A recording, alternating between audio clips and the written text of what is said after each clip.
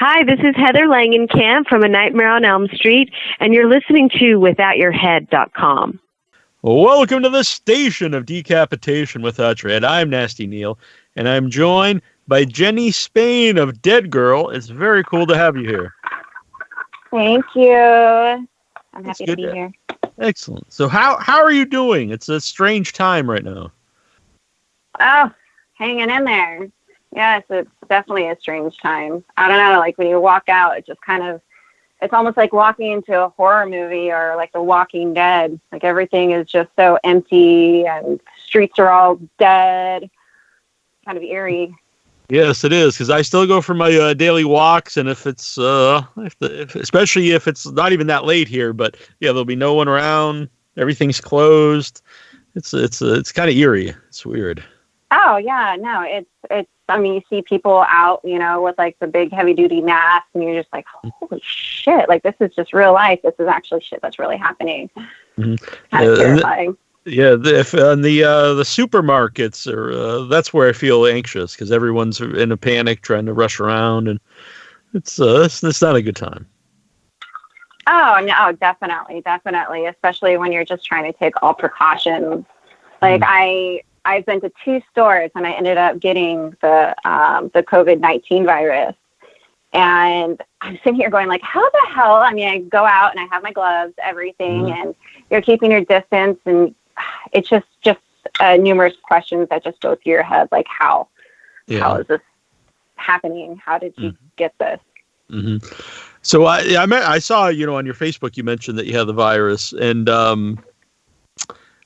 you've had a lot of health issues over the last few years with cancer and everything. So that had to be pretty, it would be bad anyway to get it, but it must be nerve-wracking to find out you have the COVID virus. Yeah, it's just something that, you're just trying to take all precautions because you just know your immune system is just kind of shot from it all. And you're still recovering and still trying to take it day by day. But, my body's been through a lot, and I'm definitely just going to fight through it like I have, the past 3 years. So it's all good. All right, very good to hear. How are you doing physically, from the cancer surgery? Oh, man, I am in chronic pain 24/7. Because I had to go through multiple surgeries, multiple abdominal, I can't even talk right now, abdomen surgeries. And I had a tear that actually, I almost lost like my insides. And so they had to go and like stitch me back up. And so it was just like right, it was one after another. So my body never really had that time to really heal the way it should have. Just already when you have your reproductive organs that are already removed, it already takes the healing process is, they say, between 8 to 9 months. But when you have an autoimmune disease, it takes a lot longer. I'm really sorry to hear that. So what do you do to cope with the pain? Well, I just started doing the whole CBD thing, which is amazing. I agree. I've never really been into any of that kind of stuff. I don't even drink. But man, it's helped a lot. It does, and I absolutely recommend CBD, fully. I have a daughter with autism, and when she has her little meltdowns and everything, I sit there and I question, I'm like, do I want to give it to her? But, a lot of children with autism, a lot of children going through mental health, a lot of therapists, a lot of people, do you recommend CBD? It's a natural, it's not an addicting drug. It's nothing like that. So it's very healing. And it's good for you. It has a lot of wonderful benefits. So, I agree 100%. I use it myself, and my mother, who had a bad back for years and would always take a lot of just pain pills. Once I had her, start to take it, knock on wood, but since then, for the last 6 months or so, she doesn't take any pain pills. She just takes the CBD. Oh, yeah. it's just so easy for the doctors to just kind of prescribe you pain medicine. After my surgery, I had a horrible surgeon, and just awful bedside manner, just really pissed my family and everybody off. Literally after he cut me open, said, I don't give narcotics, so I'm just going to give you ibuprofen. And you're thinking like, okay, yeah, it's a major surgery. Open. Right. But the thing is also too, it's so common. It's so easy for doctors to prescribe narcotics and pain medicine. But I mean, I was kind of pushing for, the pain medicine, and I ended up taking the pain medicine. But it's definitely, you have to be extremely careful with it. I had to stop it because I was going through withdrawals, and it was terrible. Yeah, I don't talk about this a lot. I've had a lot of health problems myself. From 4 years ago, I had 14 inches of my colon removed and had a colostomy bag for a while, and I got that reversed. Oh goodness. And 2018, I guess now, it was I was taking a lot of Oxycontin for the pains from things. Oh my gosh, man, yeah. And then my doctor, who's very young and I think very smart, so she was the one who suggested CBD to me, and for me, it definitely helped me, get off taking a lot of painkillers. Yeah. It actually also too helps with the withdrawal process. Because it helps with anxiety. It actually helps with moods. It helps with any body aches. It's also a fever reducer as well. I've noticed, like I said, I've noticed a lot of benefits with it.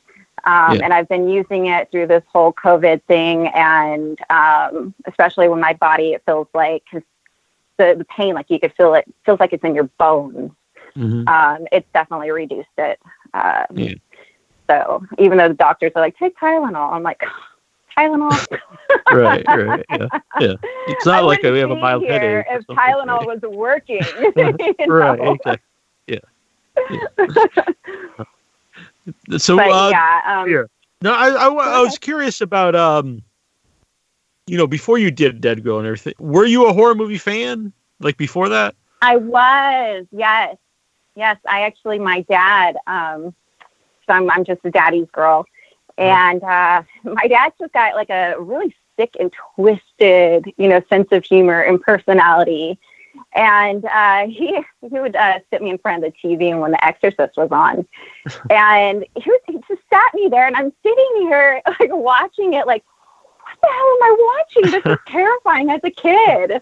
Yeah. And one day he took him and his best friend, took my best friend because they grew up together, and dropped us off at the movie theater. We thought we were going to go see, I think it was a Disney movie, but it dropped us off at the movie theater, and it was Chucky. Oh, nice. So we sat in the theater watching Chucky, and my mom was pissed. She was pissed. I came home. I hid all of my dolls in the closet underneath the bed. I slept in the hallway with my blanket. Oh yeah. But my dad he got a really nice kick out of it. Yeah, I a single mom, but so I grew up watching horror movies with my mom, and she had no problem with me watching horror movies. But it's weird because you mentioned Chucky. But the one thing that would scare me in movies were like any kind of evil toys, because I had a lot of action figures, and then you'd have them all in your room. And after you saw like a horror movie with some type of evil action figure, you'd think, it's just going to come to life and do something. Oh, well, yeah. I mean, you're a kid, and your imagination just goes wild, and you're playing with toys. That's where your imagination is, and you're putting those things to life, G.I. Joes and Barbies and dolls. So when you watch a movie when dolls come to life, fuck that, that's like something terrifying. That's like a child's worst nightmare, to sit there and lay there and think that your doll is out to kill you. Exactly. Right. Yeah. The sweet looking face is going to get you when you're sleeping. Yes, exactly. So Actually, did your father end up seeing Dead Girl? Are you in movies? Yeah. Oh, yes. Okay. So this is kind of awkward. So well, it would be an awkward movie, I guess, to watch with your parents. Now I think about it. Yeah. Okay. So we had one of our premieres over at the AFI Film Festival over in LA. And I invited my dad, and then my brother came. And I thought the seating arrangement, everybody would just kind of be scattered all over the place. And no, that wasn't it. So before anything started, we were sitting at the bar. My dad was having a few drinks. My brother was having a few drinks. And they finally go and they seat us. And they sit us next to each other. And my dad has got a big thing of popcorn. And so the movie starts and everything. And, you know, when you have like all the difficult scenes, I hear my dad grunting. He's like,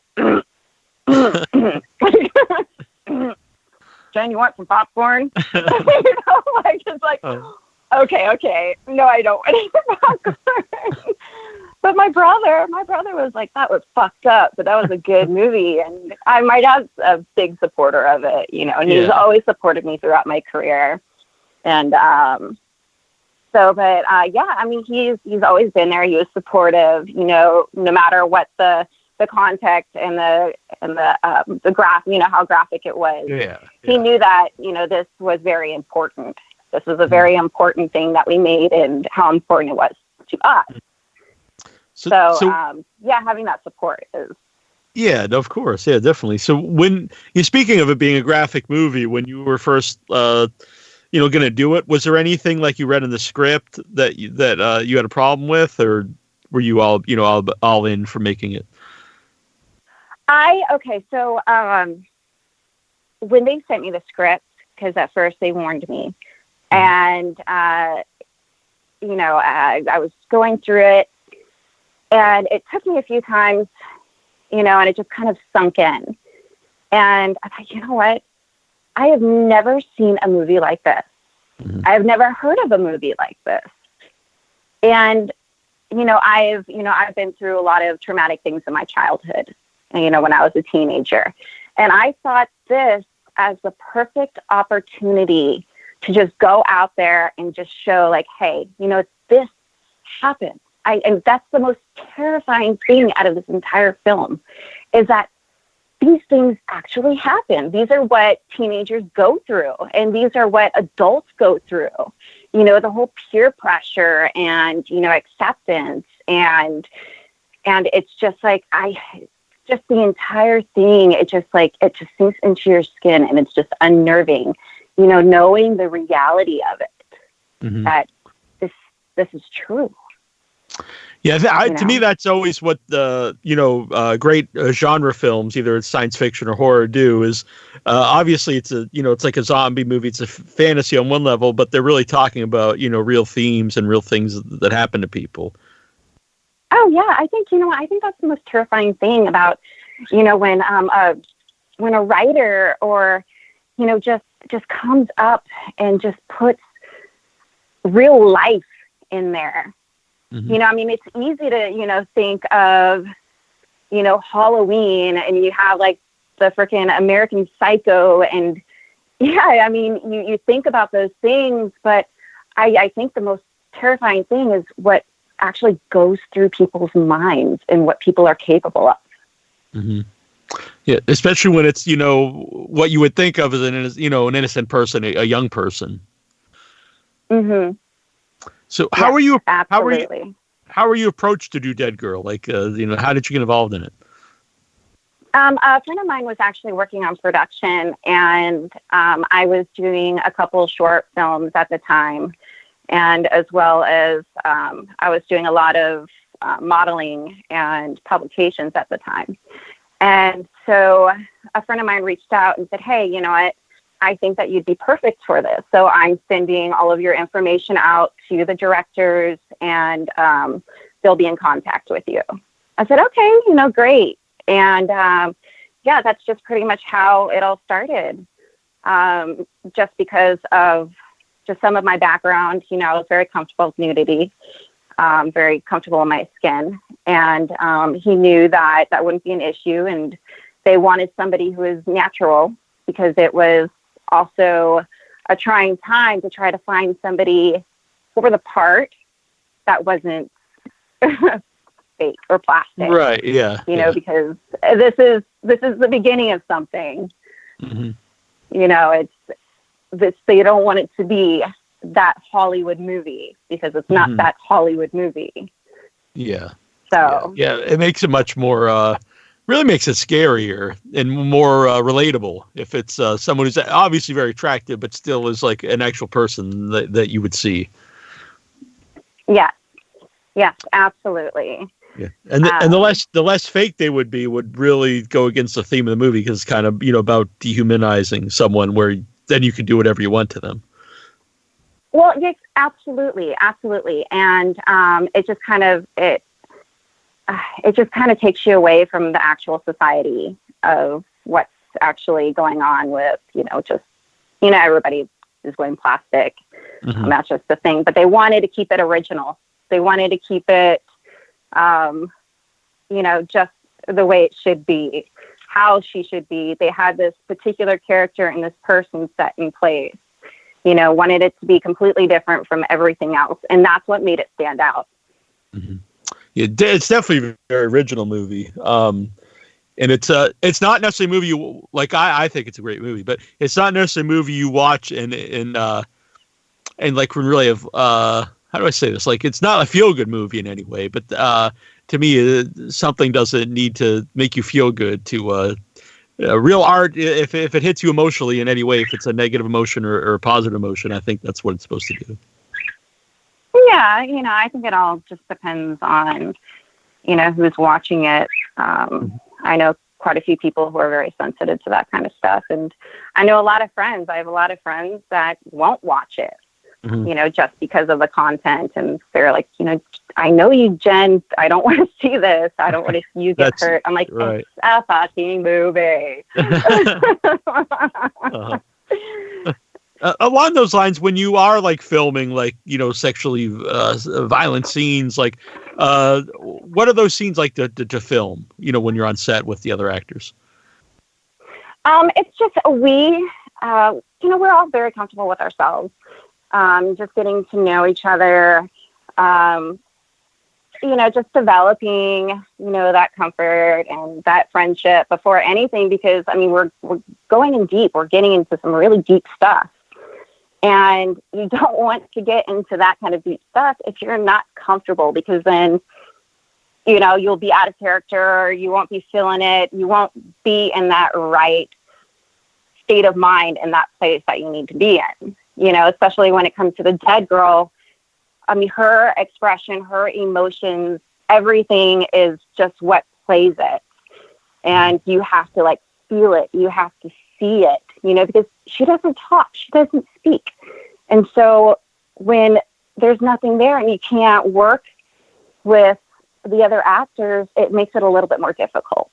But yeah, we joked around, we had a lot of fun. There was we're very comfortable.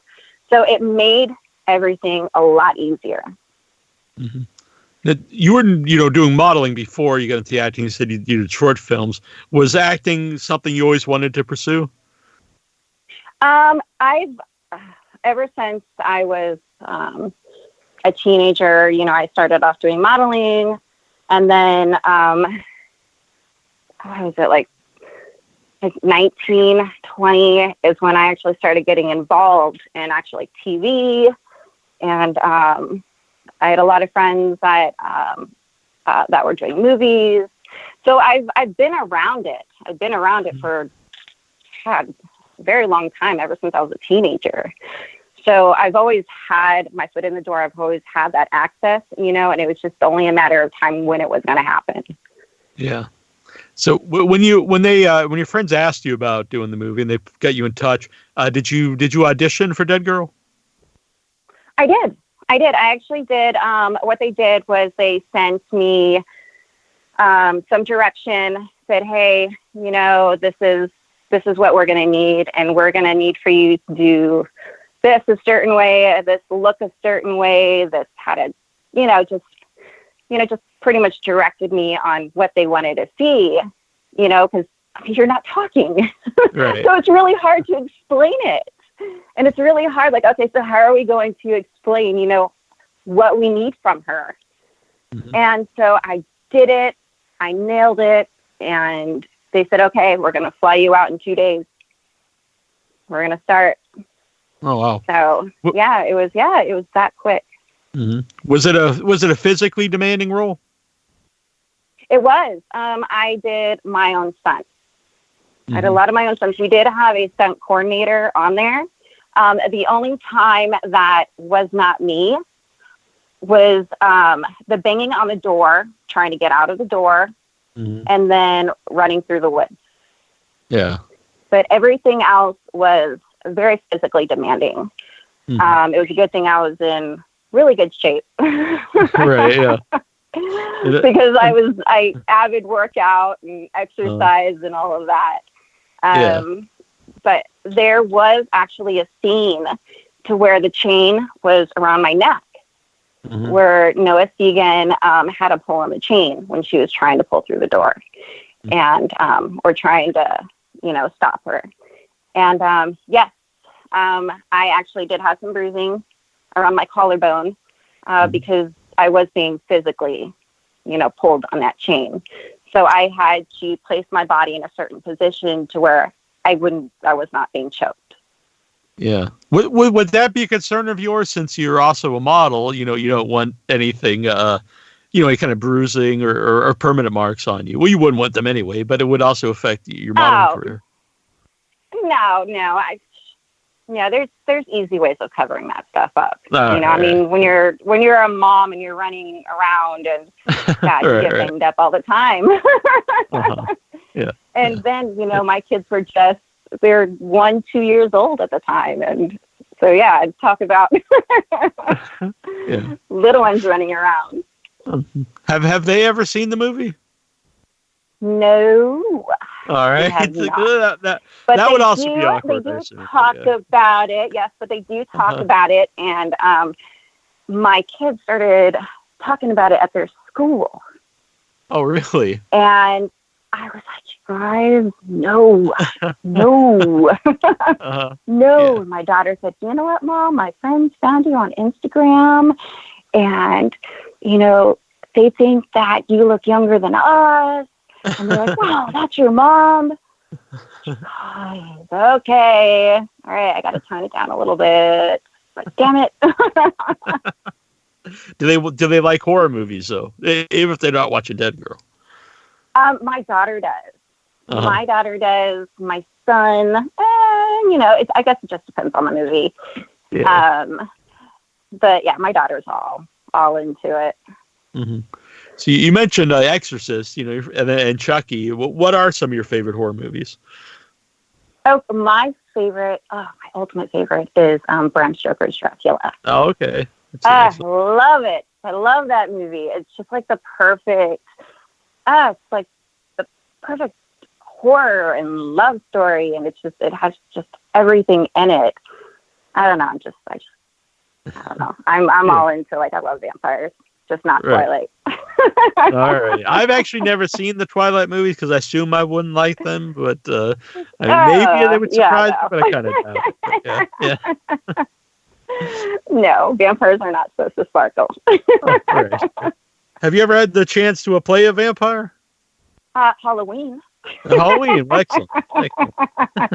No, I've always wanted to play a role as a vampire. Yeah, I would jump on it if somebody offered me a part. If anyone's listening, and once the world's back to normal, I think Jenny here would make a great vampire. Oh yeah, put me out there. Yeah. Now, but speaking of Halloween, though, since you did grow up watching horror movie stuff, did you do a lot of at Halloween? Did you ever dress up as anything cool? I tried putting blood on my face, and my mom just did not go with it. My dad just thought it was cool. So I've always grown up as a little bit of the dark, like the bad girl, just kind of, just going out there, dark makeup, leather, just come on. Yeah. Okay. So, besides your dad and the popcorn, like, what was it like to watch the movie for the first time or with an audience? It was, it was cool. It was cool. I've seen myself on screen before, but this was completely different. This was absolutely different because you just get so absorbed in it, and it's not even you. You don't even know who these people are on the screen, and you're just going, holy shit. Mm-hmm. Like, wow, we just made that? No way. We had a lot of people on our production that left because they said, you know what, we're not going to be a part of this. This isn't going to be anything. A lot of people didn't believe in it. And man, just the responses that we've gotten from it, I'm pretty sure that they're kicking themselves in the head. Oh, yeah. But yeah, no, it was completely different. It was just you really felt it watching it. And I felt for the dead girl. I felt for all of the characters. Mm-hmm. Yeah, it's a totally unique movie. I don't think there's anything like that before it or after it, really. And over the years, people still talk about it. Did you think it's grown in popularity? I mean, guys, it was pretty much popular as soon as it came out. But I assume people still they talk about the movie with you. Oh, yeah. Yeah, I think it's great. Absolutely great, and I love how people, continue to talk about it. And some people are watching it for the first time. Mm-hmm. And I see you just shared this here on your. About it. It was a DC Shredder pick of the weekend is Dead Girl. Yeah, I went and I pulled that up and I was like, sweet. It's still people are still talking about it. It's great. I hope people continue to talk about it. I think it's just going to be a film that's just going to be, it's going to just be one of those ones. Mm-hmm. That people are just not going to forget. Yeah. Really, you can't really forget. No, definitely. Yeah.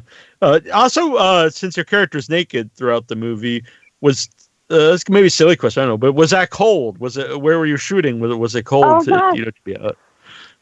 Yes, we filmed at in Boyle Heights in LA. We filmed at the Linda Vista Hospital. And this place is only open for production. Upstairs, they were doing like a Skinamax. Uh-huh. There was a lot of stuff that was going on, but everything in this hospital was just kind of it just looked like everybody just kind of up and left. Like there was incubators, there was real death files. There was actually a place to, cremate bodies. It was terrifying. It was pretty scary. Yeah. And you're thinking, I'm like, oh my God, what am I breathing in here? And we filmed in the boiler room where was it Friday the 13th? Nightmare on Elm Street. Oh yeah, that's exactly. Nightmare on Elm Street, yeah. Yes, it was the same location as that, the same boiler room. Oh, wow, that's pretty cool. And it was freaking cold. It was cold down there. I had some crew, we had blankets on the side. So, during takes and everything, I would be covered up. And then sometimes there'd just be like long hours, to where I wouldn't be covered up and just kind of had to go with it. Yeah. Yeah, I think I think sometimes that's something people, don't think about. It's just something kind of simple there, but making a movie and you're out in the elements, with no clothes on, you're going to get cold. Well, yeah, we were actually Jim Ojala and I. We were the first ones there, and then the last ones to leave. Mm-hmm. So our call time we would have to be there about 5 o'clock in the morning, and we wouldn't even be done until after everybody is left. Mm-hmm. I mean, you're talking about 1, 2 o'clock. I wouldn't even get back to my hotel until then, and then maybe get 2 to 3 hours of sleep. And so you're talking about doing 30 days straight of that. And yeah. And then having to, especially with the cold and then, yeah. And as the movie progresses, your character, gets more and more messed up. So the makeup, was that, what was the makeup process like? We had different stages of it. Yeah. And, oh man, that merkin. Oh God. Oh, thank God. Just don't even have to go there anymore. Oh, that was like the hardest piece ever, because that thing had to be glued to me. And just when you have to go to the bathroom, they're like, shit. We have to glue it back on. Right. It's like gluing it back on, off. We're gonna have to add more hair to it. I'm like, oh. Right. Come on, guys. Yes, but there was different stages, and so in the beginning part, there was just very lightly tense to my body. Most of it was pretty much natural, and then our makeup process. I mean, I think maybe about an hour or two of that. But with the full-on cover, that took, oh my God, I want to say like 5-6 hours. Like it was a long process. Wow. Like down to the detail of everything. I mean, you're talking about the butt crack. Okay. It's down to the detail. Everything has to be perfect. We had pictures on the wall of actually a real dead woman who was preserved that they actually found in the water, and he had a copy, the coloring of that. So to make it look, So what do you do while you're having makeup applied to you for like 5 hours? Do you listen to music or? We listen to music, talk. We had like little dance parties. There was times where we just took little breaks and we just kind of cruised around, the hospital, in areas where you're not supposed to go. Yeah. Getting into trouble. That sounds fun, actually. Yeah. That's a weird question too, but when you talk about the merkins glued to you, in my mind that would be worse when it's being taken off, like being the glue being pulled off. I don't know. But, Oh God, because he had to glue it, and so every single time you had to take it off, hair was like coming off. Yeah, and I hate hair. I hate hair. Right, and it's in a sensitive area, right? Yeah. Well, yes, and then also too, like getting it to stay on there. And I'm sorry, this is going to be really gross, but there was a part that where they had to like extend it to where it had to be like glued up my butt crack. That's not a good place to have glue. As far as I know, I don't know. I've never experienced glue in the butt crack, but I assume, But they had to make it stay because of the scenes, because there was actual like movement that was like going on parts. I mean, the sex scenes, they're not real sex scenes, but there are parts that, do get rubbed, and they it kind of, messes it up, and they want it to look like this woman has been like laying there for a very long time. Yeah. No, I don't want to get too graphic. Do they, when they do take it off, do they just pull it off, or do they have like something that they put on that loosens the glue? I had to go into the bathroom and just kind of work it off. All right. Right. It was like, I can breathe. Right. I assume you didn't keep the merkin for a keepsake or anything. Put up on eBay. We did. Oh my gosh. We did. Oh God, we put like a little area of little pieces of the movie, like the fake penis, the merkin, and part of her beat up eye, we made just like a little like shrine, exactly. and with a half of a tequila bottle, and left it there. We took a picture of it and left it there. I love it. That's my favorite story. Especially, I'd love to know who found it. If it was just left there and someone walked in on it. Well, I heard somebody went and picked the penis back up because, come on, I guess apparently it was a real mold of a penis. All right. We don't know whose, but it's someone's. Right? I do, but I'm not saying. Oh, you do? All right. Well, sure. Excellent. So, yeah, definitely interesting and fun. Yeah. So, have you ever thought, or even at the time, like where your character, the dead girl, goes after she runs out? Not to spoil the movie, I'm sorry, spoiler alert, but at the end of the movie, when your character runs away, do you ever think, like, what happens to her? Where does she go? Freedom.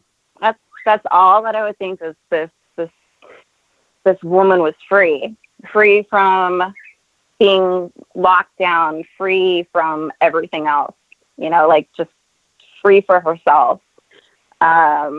We actually, when we were going through the Trent and the directors, they were thinking of like, okay, well, should we put like a tattoo? Should we make kind of something on her wrist, make it look like she was a part of an experiment? There was a lot of changes that were happening while we were filming, but it was so important for us to stick to the script, stick to the original. And we like any changes of it, I mean, would just kind of it just threw everything off.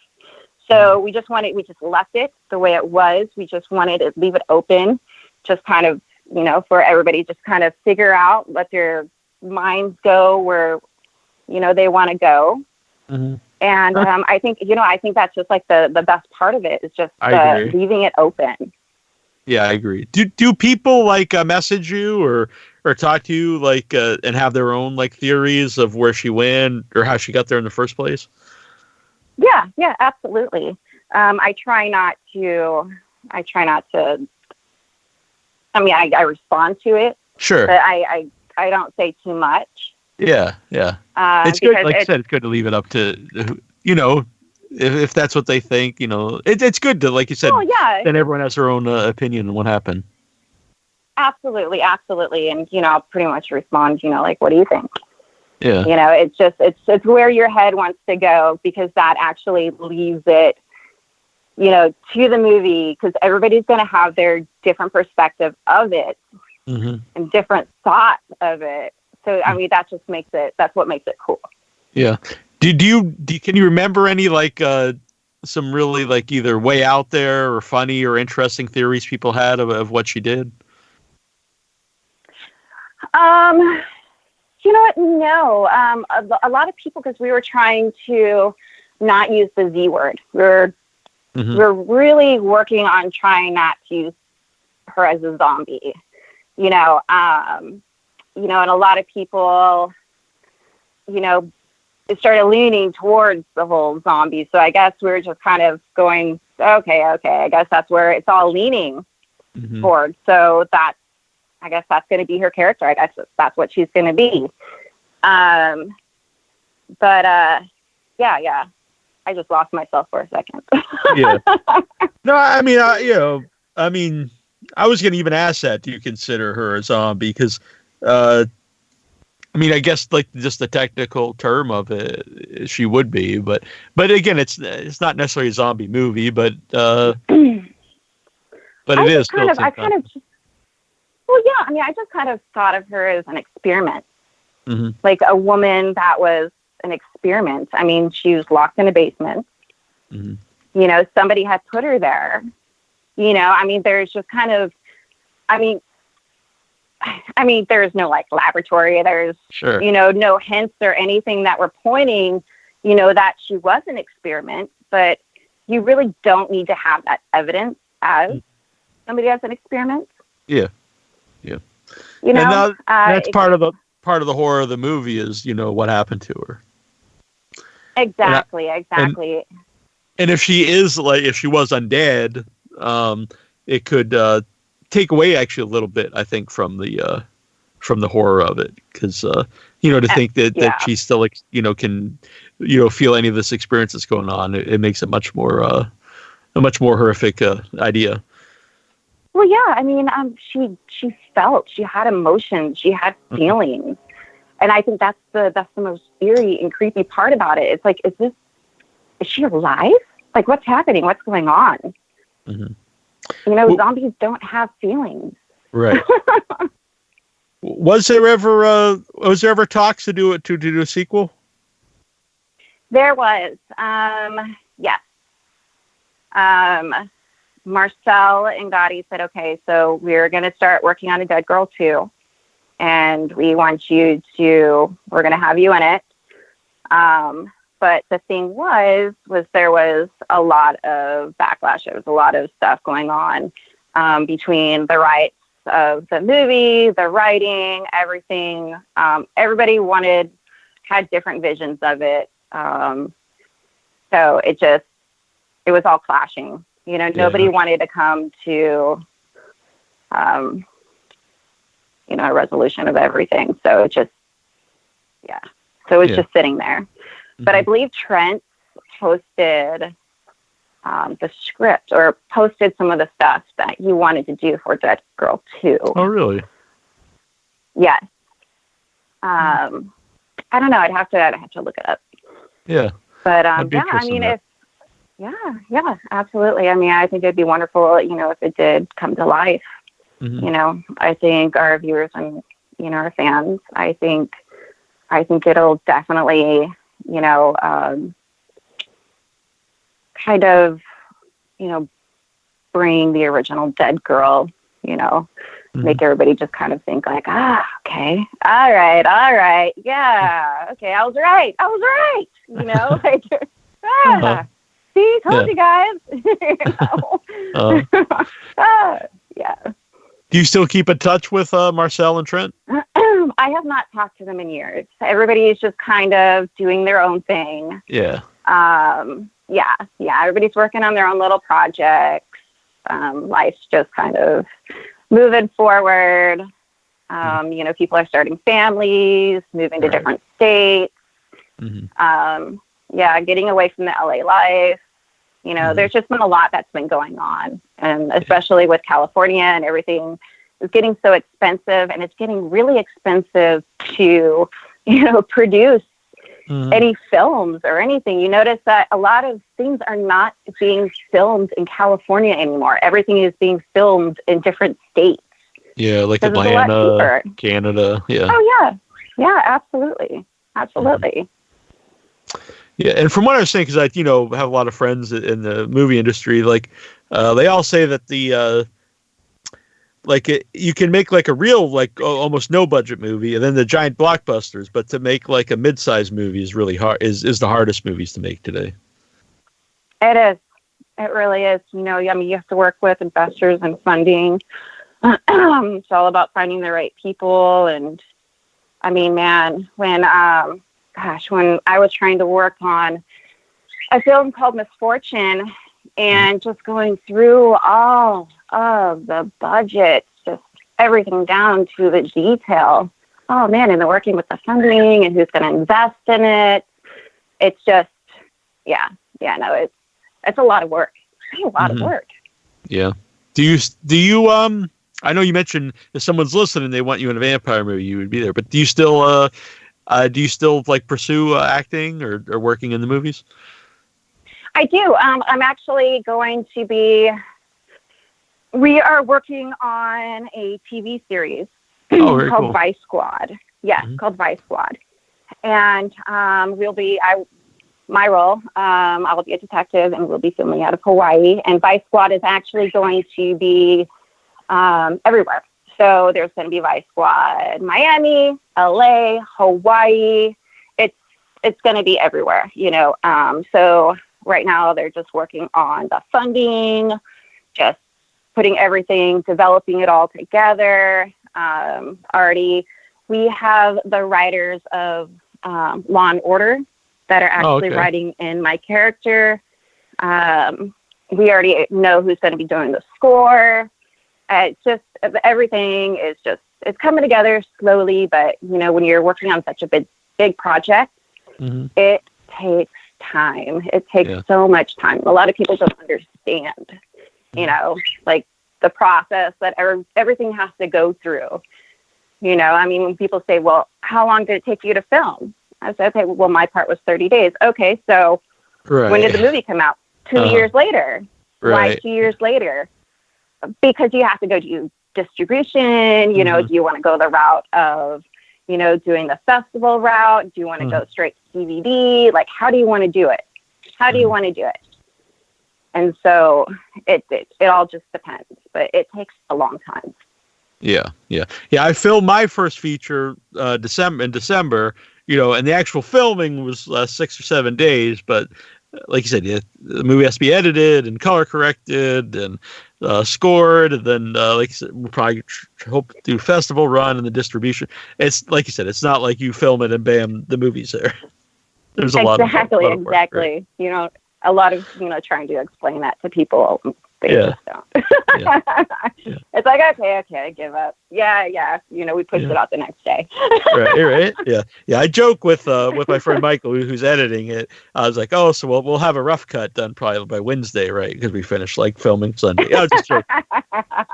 He's like, yeah, sure. right. Very rough. Yes.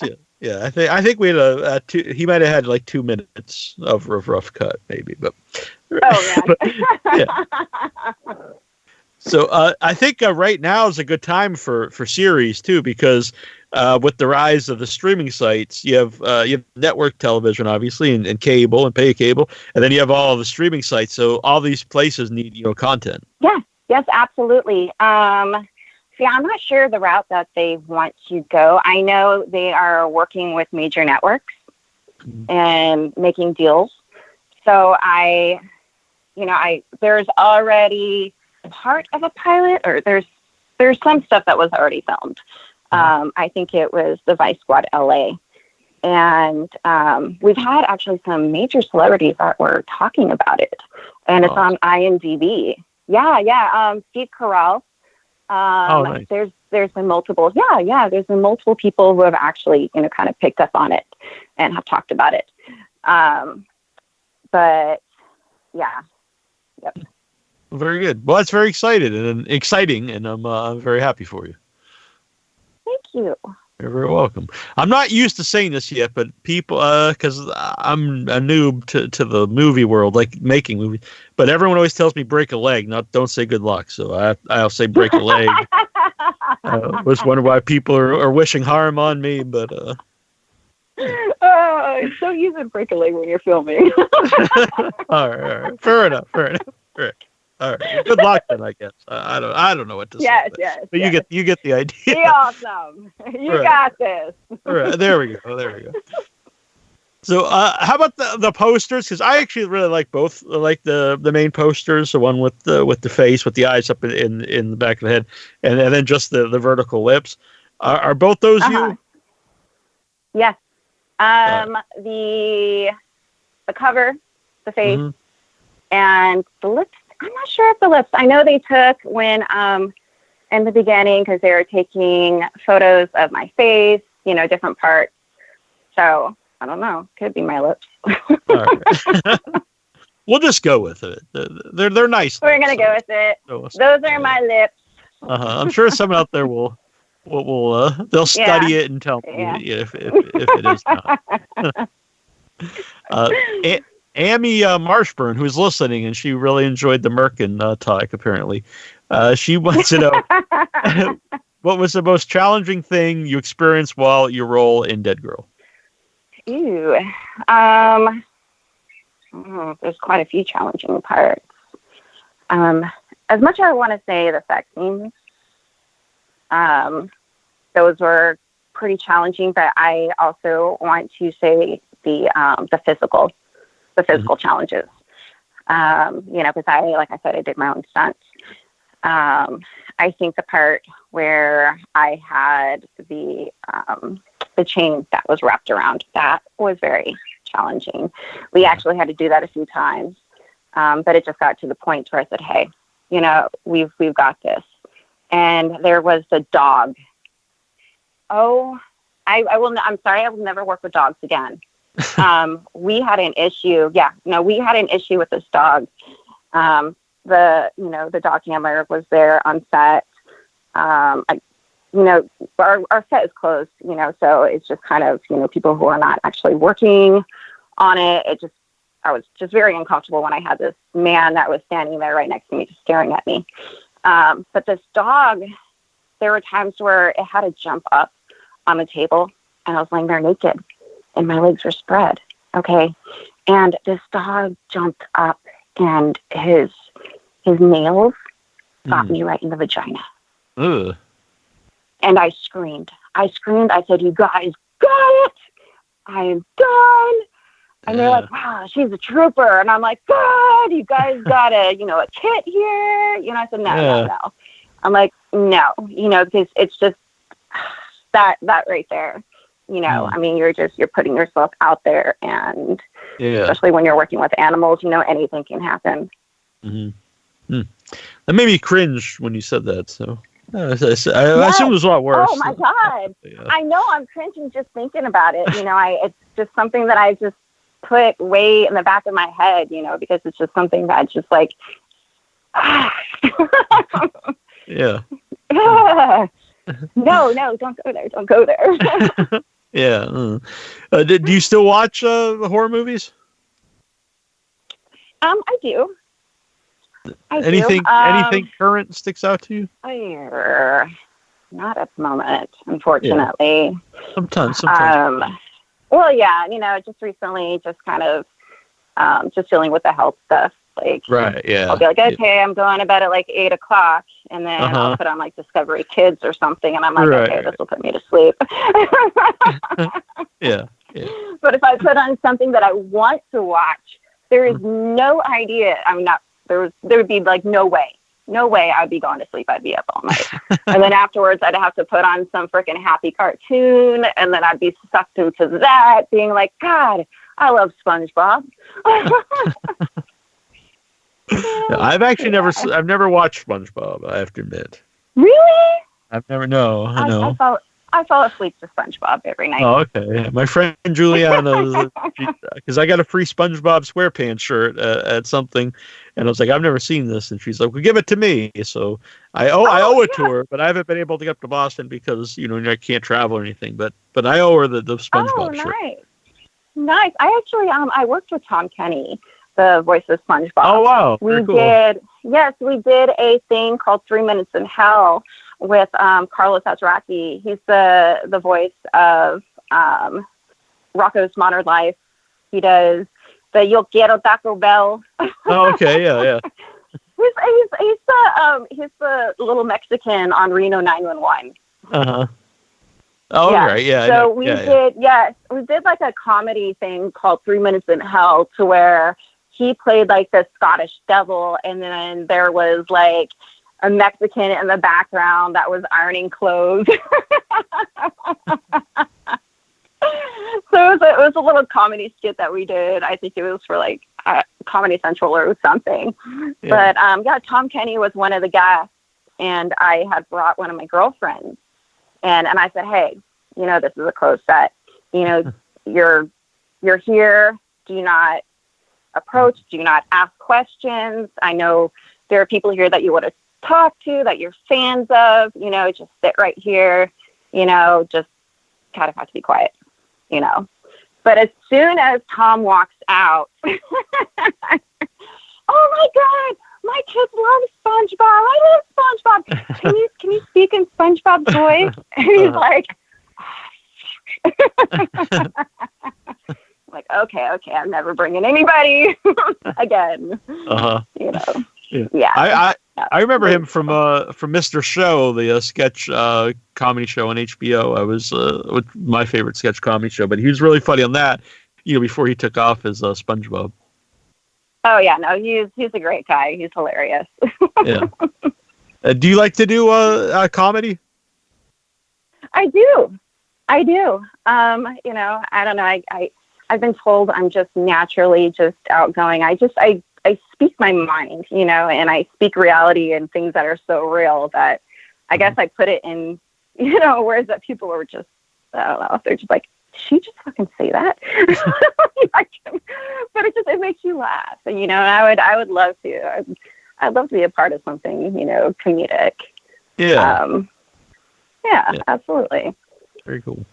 So where can people follow you? You're like, not your home, but if they want to follow you online and see what you're up to. No, Instagram. I have a Twitter. I'm trying to, keep up on the entire Twitter thing. Right. And, Facebook. I'm always on Facebook. Yeah, I should use the Twitter more because I know people like it. I just don't personally like it. But I know for the show, I should definitely tweet more. Yeah. It's kind of hard, though, sometimes when you're just bouncing back and forth and you're trying to keep up with everything. And you're just like, And then I almost feel like I'm posting the same thing on all three things. And I'm like, well, if they follow me on all of them, they're just seeing the same thing on all three. I don't know. Exactly. And you're trying to mix it up. And you're like, well, this is kind of boring. I wouldn't want to follow me. Like, that's a good way to think about it. Right. Here we go, throwing a sexy picture. Right. Mix it up a little bit. Ooh. Okay.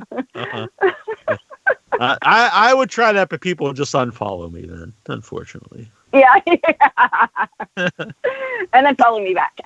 All right, fair enough. I'll just post pictures of you online. There you go.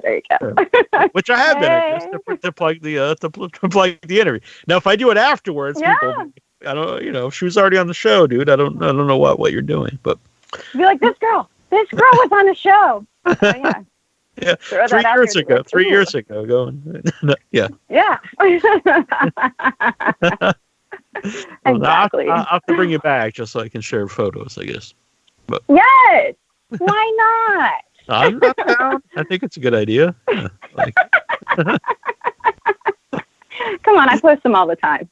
That's very true. Yeah. I follow you. Yeah. Yay! Just not home. No, not yet. No. Yeah.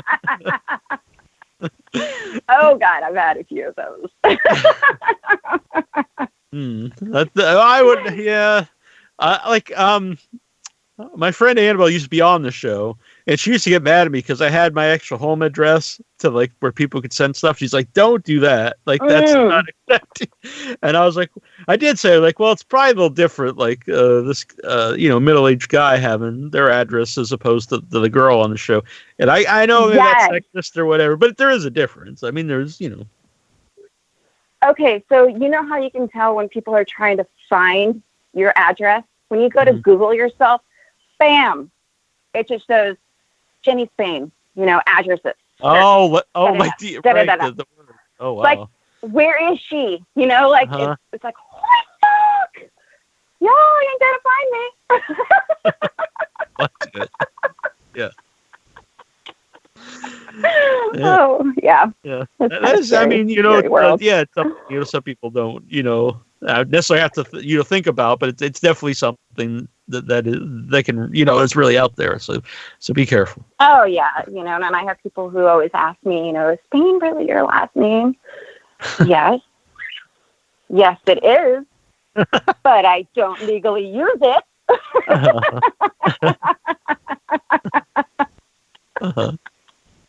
Yeah, then you have to ask yourself, why is this person asking me this, right? Yeah. I think it's funnier when they ask you if you're Spanish because your last name is Spain. You're like, right. It's like if a black name, black man's last name is White. Hey, man, you're white. Do I look white? It's like, come on. People. It's like, oh. I'm sorry. People just crack me up. Yeah. I'm going to erase that question here from my notes. Are you from Spain? What's the next thing? My Wikipedia says that I'm a Spanish. I'm like, who the fuck is doing my Wikipedia? Like, can somebody change that? Is that real? I gotta look that up right now. It's funny. Oh yeah, it says I'm Spanish. I'm like, okay, I guess. It's like the first word. Jenny Spain is an American actress of Spanish descent. So I guess they're Spanish today. What a weird thing. I guess you can be anything when you're an actress, right? Yeah, that's very true. That's all method acting. But I'll be European tomorrow. There you go. It's even a weird thing to start off with. It's just like she's an American actress of Spanish descent. Like, why is that? Yeah, American actress of Spanish descent. Yeah. Exactly. Yeah. Right. Even if you were, I don't understand why that would be like the first sentence. Well, see, I don't even know where they get that information from. Because my last name is Spain. Spain. Okay, right. so it's like I get that all the time. So are you Spanish? Oh God! Please don't ask me that. You don't want to be rude and laugh, you know. Right. Someone asks you and you just laugh in their face. It's always bad. Yeah, but inside you're like, oh my God, this person is an idiot. But you know, you just put a smile on your face and say, yeah, okay. Right. And then it goes on to talk about your mother and your father. I won't ask you if these are real or not, but yeah. Yeah, my dad. Yeah, he was an engineer. He engineer for like the shipyard. He worked for the government, and then my mom sang in church. She was a singer. But yeah, I mean that's true. So they got some stuff. Yeah. Yeah, I don't know what else is out there, but well, made me laugh. I like this now. I'm gonna put that when I write up the write up the description of the interview. It's like I interviewed Jenny Spain, an American actress of Spanish descent. Tomorrow she said she'll be European. Right. Whatever you feel. She's only Australian on Thursdays. Like, wow. Okay. Yeah, throw another shrimp on the bar. Well, this has been fun. This has been very fun. I had a great time. This is a lot of fun. Yeah. Obviously, we're both laughing. So I assume it's been a good time. Yeah. Well, yeah. You know, I mean, come on.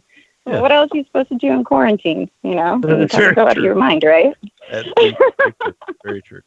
Yeah, I had a wonderful time, and thank you so much for doing the show. Thank you. Yeah, thank you for having me, and you take care of yourself. Thank you. You as well. All right. And bye. Feel better. Goodbye. Talk to you soon. You know, you feel great. Bye. Thank you. Bye. Hi, this is John Kassir, the voice of The Crypt Keeper, and you're listening to Without Your Head. I love a girl who'll give you head and then let you keep it. Oops, she's without her head.